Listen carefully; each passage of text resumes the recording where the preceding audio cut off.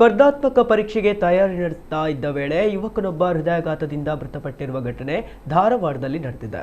25 ವರ್ಷದ ಮಾರುತಿ ಮೃತದೇವಿ ಸ್ಪರ್ಧಾತ್ಮಕ ಪರೀಕ್ಷೆಗಳ ಸಿದ್ಧತೆಗಾಗಿ ಧಾರವಾಡದಲ್ಲಿ ವಾಸವಿದ್ದ ಮಾರುತಿ ತಮ್ಮ ಕೊಠಡಿಯಲ್ಲಿ ಇದ್ದ ವೇಳೆ ಏಕಾಏಕಿ ಅಸ್ವಸ್ಥಗೊಂಡಿದ್ದಾರೆ. ತಕ್ಷಣ ಆಸ್ಪತ್ರೆಗೆ ಕರೆದೊಯ್ಯುವ ಪ್ರಯತ್ನ ನಡೆಸಿದರಾದರೂ ಹೃದಯಾಘಾತದಿಂದ ಮೃತಪಟ್ಟಿದ್ದಾರೆ ಎಂದು ಮೂಲಗಳು ತಿಳಿಸಿವೆ. ಯುವ ವಯಸ್ಸಿನಲ್ಲೇ ಸಂಭವಿಸಿದ ಈ ಅಕಾಲಿಕ ಸಾವು ಕುಟುಂಬಸ್ಥರು ಹಾಗೂ ಸ್ನೇಹಿತರಲ್ಲಿ ಶೋಕ ಮಡುಗಟ್ಟಿಸಿದೆ.